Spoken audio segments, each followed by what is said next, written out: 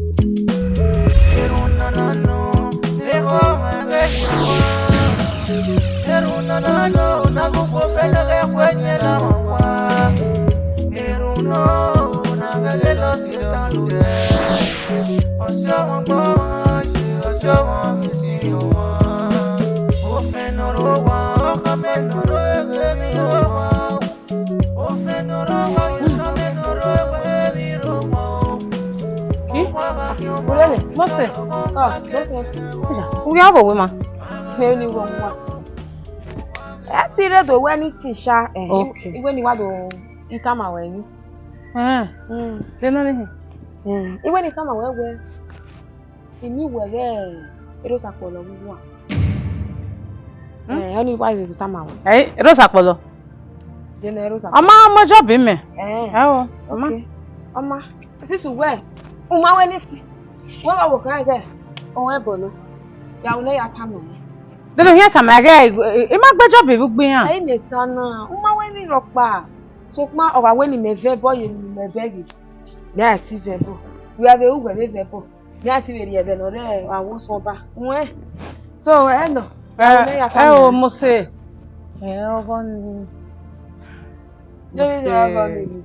When we're Ben or Kagan of Go. And then I go. If we had them where, when was the same, with one was the same. You got some other where, who were and I'm web. You walk in. I'll know what they want to know. Look back on Look back on any baby, look back on if we were one. When one was the same. Where? That's a time of my show. Even you want to tell my where. Where's where I will go on my baby where we do it. And I will time away. Oh, my ass over. Where's the La emosema. Well, what did you mean? Mosena ngune gbere mu. Oria. Tamu bia na ba.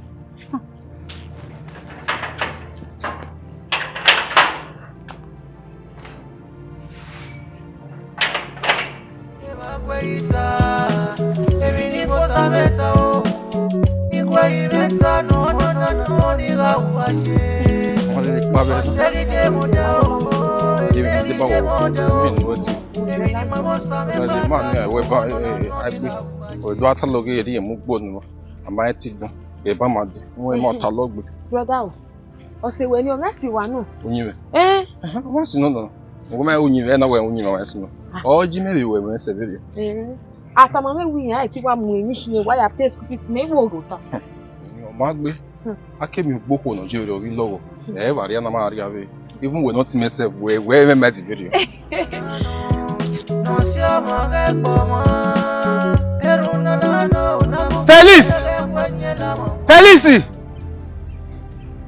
Felice! Yeah. Felice! Oh, what are you go back to me? Not the way you were. Felice, me away. Uviamen when I'm going. Me away, Felice. Me away, no go around no ha magbo ke ni we. Ni me na ni ajo. Oh, o ma mo lo gbo Felice na ha me. Una ha me pa egbe. Guy, me gba gbe una. Igba gbe hun. Gi hun ni gbere ri e. Ola mo na wa me kese wa ni. Felice, where we were. Rodoni when I'm going now.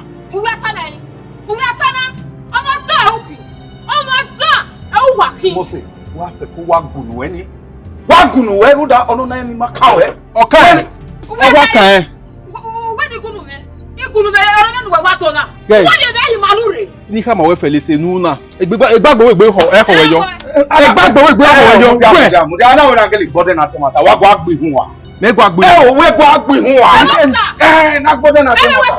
Iya. Re ya ka mama wa gba gbin we bi that no wa gba gele gbin. Ah, what's it, man? If you want to work it, but enu na, why are you getting? Okay, we kasa no boa. Wa oyo. Let's Isu aba no mama. Isu aba no mama wa gbe wa gbon. Ibo say, la ga sha. Yeah.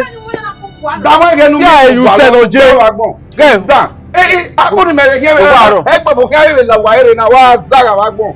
Abi bi un down. Guy, o ma e form na. Emi menu we rie ni uwe ma sayo ni uwe ma rie me we gbe gbe oko we. E gba gbon we oko gba advance wa ju ye bere. Abi un down. Ebi ni ko sameta o. Igwe imeta no ni ga uaje. Oseri de mode o. Oseri de mode o. Ebi ni mo sameta no. Ẹ kí ma sọ́sà wẹ̀ à? No sé. O ní gbé ya fi lórí. Rọ́dà ẹ̀kọ́ ẹ̀. Rọ́dà ẹ̀kọ́ ẹ̀.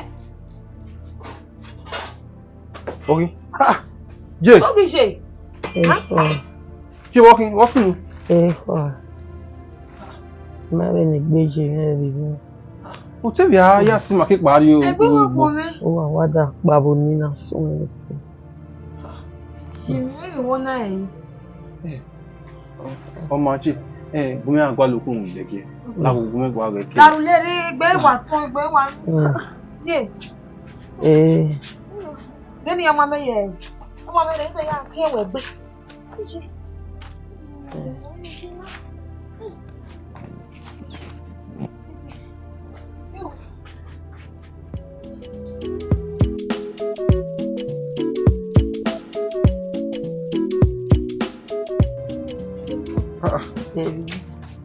Koi. Koi. O ezene, ono wari ma we okun ni wa wona okun ni degwe. Wá wọn náà rí rẹ̀. Sawesi. Wá wọn náà. Ko. Gbé lẹ́yìn rẹ̀ rẹ̀. Wà wá rẹ̀ rẹ̀ o. Bàmá ẹ̀jẹ̀ pẹ́ rìsọ́ọ̀bù wọn wáyé. Tí wà rẹ̀ wọn náà fọ́ a. Je Felicity. Felicity yan mi won na to pa mo. Ọ̀sẹ̀ ìwẹ̀ bọ́. Felicity na ha me pa egbe we na mu na ni mari ma gba gbe un. Ri un ma gben ge ri e. Tán. Ìjà. Ọ̀sẹ̀ ìwẹ̀ nọ. Ri me te ta oje, ete wo se me don so popa na e wa je na Felicity yin o fi we re na we re kere na mari understand the Felicity at all. Ó wà bọ́ ìgbé à. Agbe mama gba von. Wọ́n gún yẹn gbúyìn máa tó sí bèrè. De nu e no na ri me we no. Jọ máa dáná, lábẹ́ máa dán yẹn kí àwọn yẹn lọ sí. No, pe wo. I'm so Ìmọ̀ tẹ́lẹ̀ surprised. ẹgbẹ́ ìwé nàná bò bọ̀ ìdẹ́ ọ̀bọ̀ kan ni. Àtú wà gúí. Je ri me we no e. Even no se o ni me we ya, o ma we no ka ma no. Mi me surprise wo ya ka me pa egbe na mu na ni mari pa egbe ka mi me kisi wa ni pa egbe mu na na ma we ni. Ọ̀wọ́ wà gúí. Ma egbe. Ó rí sẹ́gbẹ́ ìwé rẹ̀ ọ̀rẹ́ rẹ̀. Je la o ni se gole vari ni je nugu avenu ko nu mi na ri kelu ya. Ni se. Ẹ̀gẹ̀ bó ń gbé o, ẹ̀gẹ̀ bó ń gbé ra ẹ̀fẹ̀rẹ̀ ayé. Ni wa ri no bu. Áò. Ni wona okun mi na wona. Èso mi. Má gbàgbé, má gbàgbá. Wọ́n náà rẹ̀ kó ní wọ́n wẹ̀. Ebi ni ko sameta o. Igwe imeta no ni ga uaje. Oseri de mode o. Oseri de mode o. Ebi ni mo sameta no ni ga uaje. Ane ko ma ye. Ane ri bibi ode. Ne imudia no. Ono no gebe do de.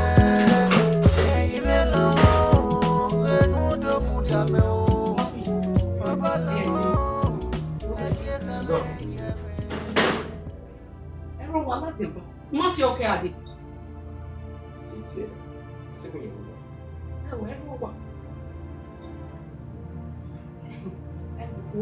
Then you have here, the phone, the relax. Then you are able. Anything. Ideo.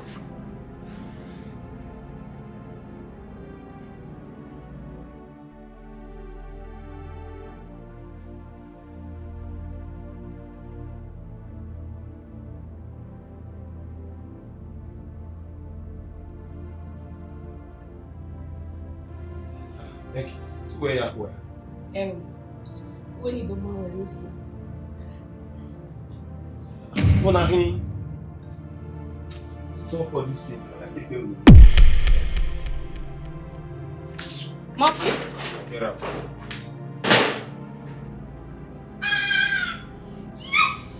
I told you. Emma Tamawe.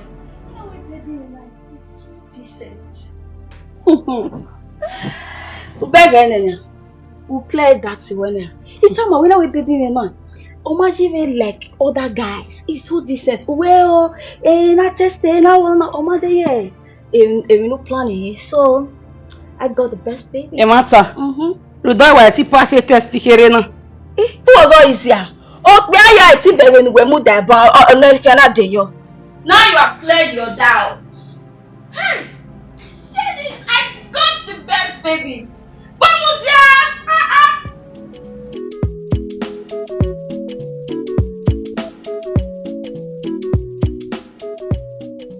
My love. Baby. No, they call where we do Ijewa or Wurowa in our day. It's so where mommy and not a bother we are calling you. Oh, baby. Egui. No was no. Imagine she got me some appointment. Really. I'm so sorry. Egui. I don't listen to Dory. No problem. But Bano, I just have to advise you. Be careful with your friends. My friends? Yeah. You mean Eki? What's the name? Let me Sunwa. Did she do anything to you? No, nothing, but you just have to be very, very careful. Then we wrote a man. Oh, we wrote ba. We wrote Mama Sunu. But let me. No say men now. Then we Sunu. Mama Sunu, but what they careful. Are you sure, baby? I work, babe. Okay, jangan gari luar. Awe luar. Yeti dai. Allah wegbe. The woman with an egg. Sugar in the middle. You can't allow you to. Hey.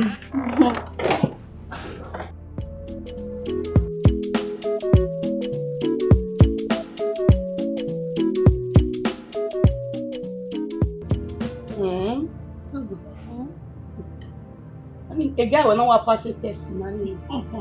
No matter what, get all pass a test. Doubting. I told you, my guy. He's a decent guy. Understand? Imagine if Yannick no real no my Kenya Kenya KJ. Here some away. Make it don't trust a guy now. Who will get me my test to be? I've tested him in so many ways. You were here. I said, no, I die. Kakaranka. I never again. Baba. It's the perfect one. Some of our ego. Oh, God. Some of our beg and a video so far a heartbreak. On our way. It's time for you to have them. Mama, my child. Yeah, when you are going to more female. Of course, you should do that. Not only in some of the other day. You know where? Go and look for the man. Anywhere where money do clear, no clear, one you will do something. But we are my way. My sister Susan. Yeah, Emma can ask you to call you. You are calling now. Hello, baby. Okay. I love it. Hey. Okay. My sister. Come here all day urgent.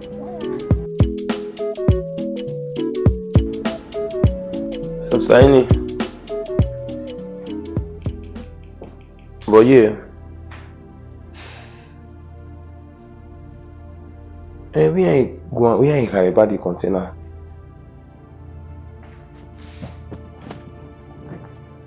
Oh, we are make big over 15 million naira. We're going to go and make a season. My return go again. What try no going to go because there's no how the hand with 15 million in here clean the goose. Okay, just try your best.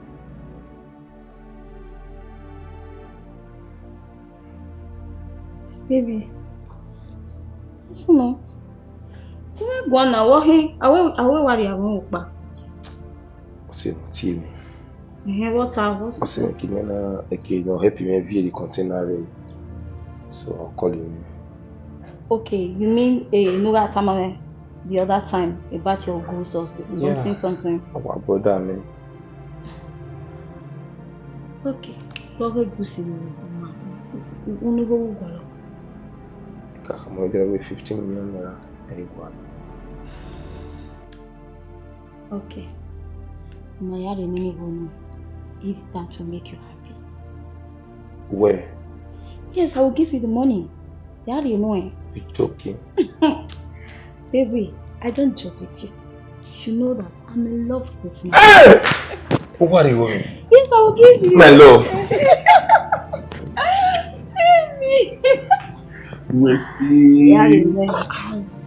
Anything to make you happy. Either way, you man now. Mine is yours too. Yes, of course. And the wedding man, that's what I plan. Definitely now. Understand? So, share. I love you so much. Let's go.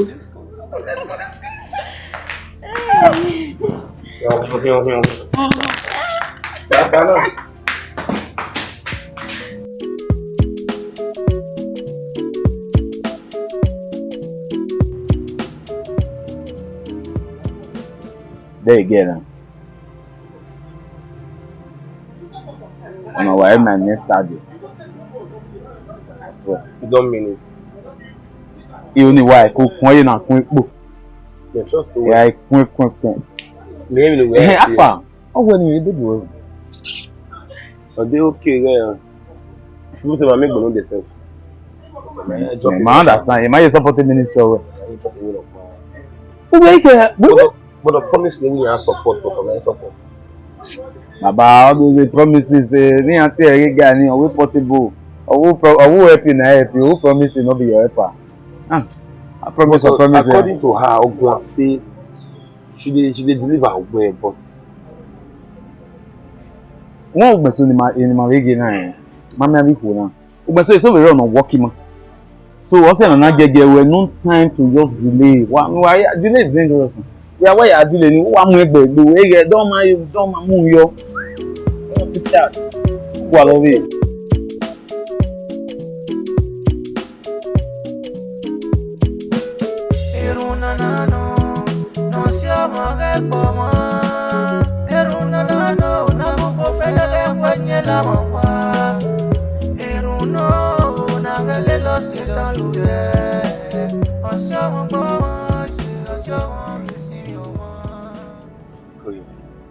Oyena. Osuno. Na race ke me kiri. Mami wa gbon Osuno. Uge ana we na gbode na temata we me wa he manasi. Me. Kesi. Aw, unu gbe ka ha ma we gbe. O de ni lanu ele. Elu lelele me bo hin. O mai sevili o. Ana we na gbode na temata. Ezonu we gbi na me kino kede. We na gele tai. Mo kan we o se mege ihwe ke do ye ore. Go. Gbogbo we. O kan mi mari e ma wo se won si. Wo ma pon. Ọmọ dan hun e ha to se wu mi. Yi se ti le gbo ma me we hian. Yi se ti o. E no gbo ya. Wa mi eyin. O we ji mo bi. What boy? Get ti gbo egbon o gbe mo gbe. O gbo wa be ni e ko ya. What kimion? Wa jun le me. Wa gbe wa gbon. Àpẹnà mọ̀sẹ́ kí á lẹ́dẹ̀ wó bọ́ tẹ́bà yìí wà gbẹ́ wà gbọ́n bí ayáwó níbẹ̀ ọgbú ẹ̀ wà jí ẹ̀ wà kí ló bí ọ̀wá o wà gbẹ́ wà gbọ́n.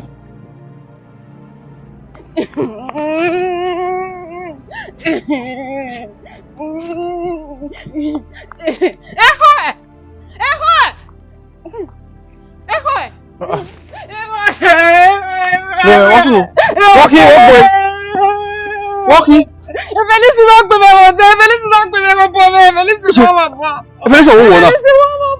Felice. Báwo ẹ?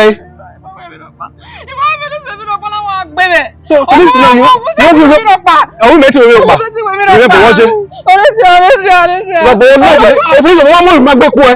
If it's not your book and where, you come here give me the oh, come on, listen to now. Tell. If I block you, go listen. Ah, yeah. No way. Say you know what you get go. Oh, come on, man. How dare he?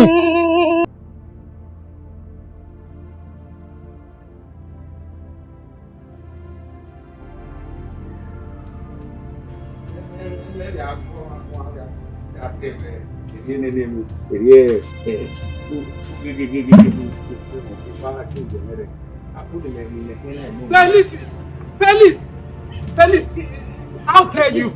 Direct me, man. Don't burn up your not to that move. Not invoke our girlfriend, man. Not big friend, how dare you? Yeah, big girlfriend, where Bala, you're going to go with Benin.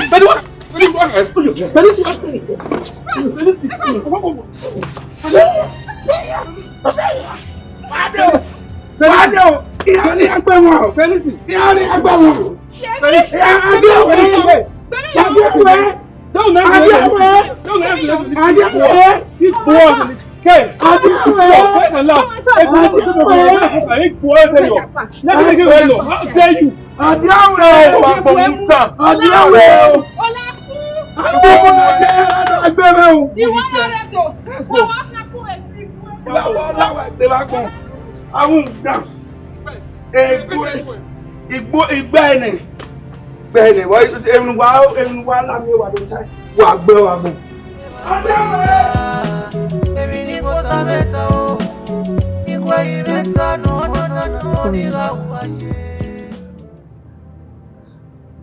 Awe de mabu. Huh? Moti ewe. Ebi ni ti ewe baruda igbina nu ya gbina ni o ma jeve yeye. O ma jeve. Huh? Awe no ma kan obiera no a obijuwe. O se kankan o wa kin bibi. O ado talo ma me ra o ya talo meje. Je Felix ni right no ya gbe, no ya gbunyi me. Bebe bo na, Felix ni right. Eko ijaji no bibi. Anya agbon zigi. Anya agbon beni ana. Emoko wa bo se kankan gbina ba. Emi no gba bibi. Ese te emi no gba ye. Huh? Emi no gba. Unyi ye ga we mu we bo an. Oga be ya ku ene o se we a. Ejo. Ye we o me yo bono be je ni ma be mana. So pon pa no. Ona me se no ya go se we gbina ba. Unyi ye o ku. O ve bono pe a. O ma ni tama we na bibi. O ku oduji egbe eji. O ku ga o do. Ozo se no we mo e. O ki o ku no rogodo okian. E mo ku no rogodo ota. Egbe ku no rogodo omu. Iku ku no rogodo oku. Ugbe bo ya ye egbe fi alese. O se we na gwego. You don't igwego ma ku. O be se na gbe ba. Ogwo be go wi yen koju e nda o se wo ozo si. O ma keke no ya ku ni a. Obe no ku oje obi mi. Obe no ku oje nu di ma o wa bo se we ni fi okin egbe. Obe me kilo na be madao. Mo wi. Me say omo no ko mi. Why not try? Omo no ko mi. What they say? You want see. Wa boy. Iri ba e we ba e. Oru wa. Egbe na o. Mo wa ku.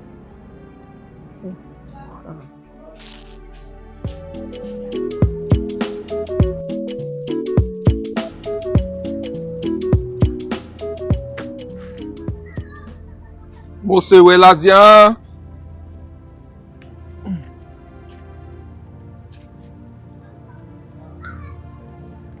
Oh, brother. Sato waje. Oh, brother, yes. Ko. Even when you do me away, when you Enjoy.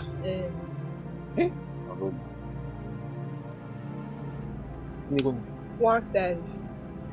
Say 1. Yeah. 1.5. Wa go me ka mi jo ka ma ge ejo bi ti agbonu le ma di go me. So ya se ba wa ze pe ni. Yan de ni go me ne ya wa le ba le do video re gie. La wo kama no izin gbe kele na egbe o, mi ere kedo ade. Kwa brother. La na egbe o. Salopo. Ya bi ke. Se na e. Ani ki wa kwa love. O sa to no. Ijogi ore no do collect Igbo. O me jego. Ize na live this something na me ma ya sa. Gwa mi e kun na we ya wuna na do Igbo. Na e wuna ni ama ti are je mi wa ka me na we ya mi ma ego na ya re je an me wa ni ami ego. Bi na ya wa wo ni. Iri ma ha wa do ai, iri ma ha wa ya yin ya ya. Awa wo sa gbara ake rori e ya yi. Ah? Ade ki ona e na. Mi wa emu wa we ni. Wa emu wo. Believe wo Salobo awe mi nja. Si nja yo sabo. Igbo na wa kwon awa try kakabo. Uja awo ke na bi agbono manage. Ah? De ba uyin me. Again no deserve a good thing. Eti mo eni ya no wa ta eti me mu ya o. Mu ya o, but you no pa ni ya o. Wa si ya yo Salobo but you just I believe in God that Salobo ati we mi nja. I have the faith Salobo awe. Eti agbegbe mo wa eti agbegbe mo wa. I'm trying. Jesus suffer me, Jesus suffer me. I know I'm going to give her a better life. Jesus suffer me. Ni bebe ya ne. You don't have to remind me about all these things. Yeah. Even no lemanga. Vai maganesi. Na ti o metiti we ban we mo remind me. Mo na na. Não, ali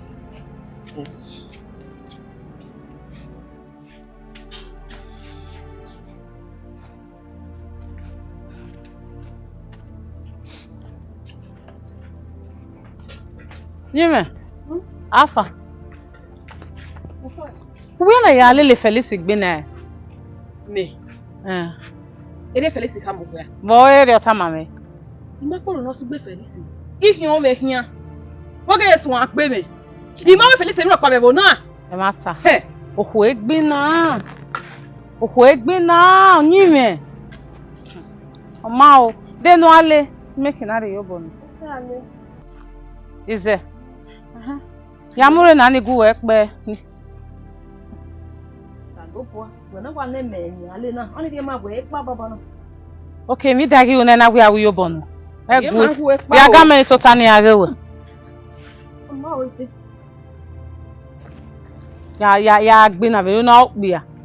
E unu ya gu won. Mi na tupa mu o. Dupa no to mu. Unu ya gu egu. Ma we mi ro pa. Ma me ni we e. Oma ke gbe ako me. Oma ku me gu didi. Mo me di ku yo to. Oma wa gu egu akere wa mu gugugugugugu wa nyi yo. E we na igbe ko me bo na. Emi kero wi yen tama ona go. Me de tu nyi yo no du e moto. Ya mo ni zela jana. E de na fun.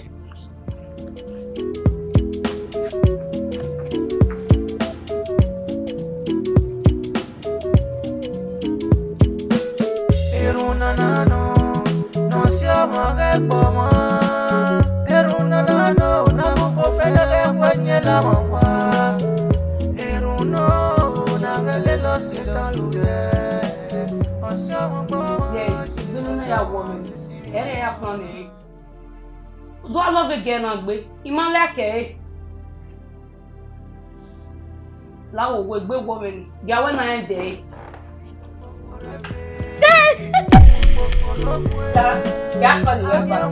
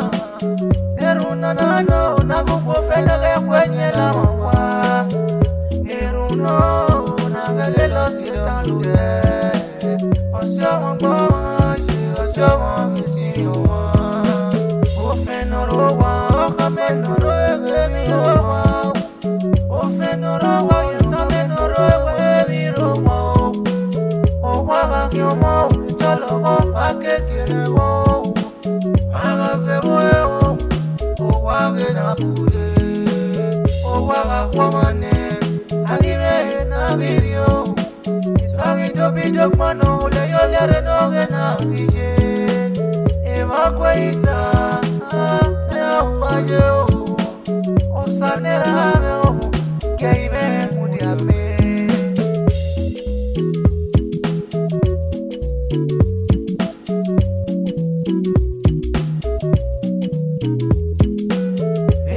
Nano, no sia Ogbomo. Eruna nano, nagupo fenda ke kwenye la mwa. Eruno, nagalelo sitandude. Osia Ogbomo, osia mwisini oma. Eba kweita, ebini kosa meta o. Ikwe imeta no niga ubaye. Oseride muda o. Modo, ebini mabosa me pasa no ni gawaji. Awane kwa maye, ane bibi ode. Ne imudia no, no gele ode. E ibelo, enudo mudia me o. Babalo, ekie kame yeme. Eruna nano, no sia Ogbomo. Nano, nagupo fenda ke kwenye la mwa. Eruno, nagalelo sitandude. Osabuohien, osabuohien,